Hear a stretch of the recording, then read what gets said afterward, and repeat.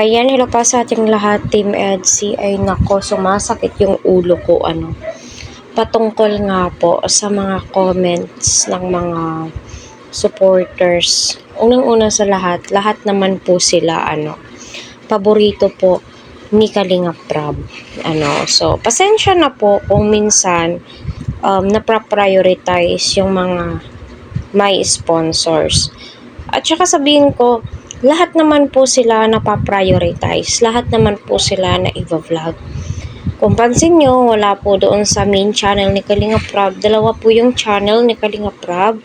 At syempre, may mga scouter po yan si Kalinga Prab na nakatoka sa mga key angels po. Panoorin po natin yung interview patungkol kay Rose Ann, andoon nga po kung hinahanap po ninyo.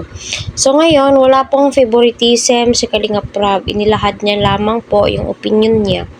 At yes, congratulations kay Beyonce dahil sa wakas may passport na po siya at saka yung opinion nga po ni Kalinga Prab ay baka pa lang po yun ha.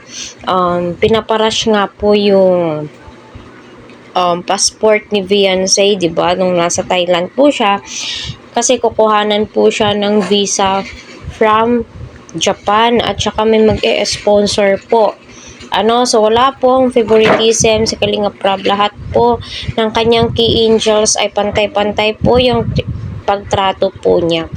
To make it clear, kung sa feeling po ninyo may favoritism siya, feeling nyo lang po yun, feel nyo lang po yun. It's up po sa inyo. Lahat naman po ay open naman po sa mga comments patungkol dyan. Lahat naman po tayo ay may kanya-kanyang pang-uunawa, may kanya-kanyang kaisipan. Kung sa isip puso't po ninyo, yun yung tingin po ninyo, nasa sa inyo na po yan. Di naman po need na explain kasi matatanda na po tayo, alam po natin kung ano po yung tama at mali at alam po natin kung saan napupunta ang lahat. At please stop bashing po kay Beyonce patungkol sa mga bagay-bagay.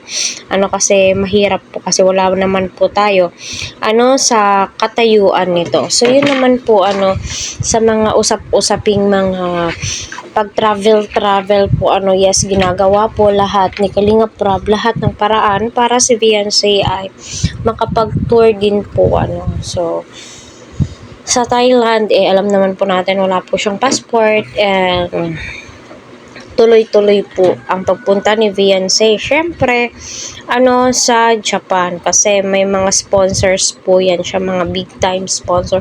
Although kahit hindi po big time sponsor, kapag malikom po yung pera, malaki na po yan. Alam naman po natin si Beyonce ay malawak po yung pag-unawa niya, alam po niyang umintindi, kaya think positive lang mga ka-EDSI, di ba?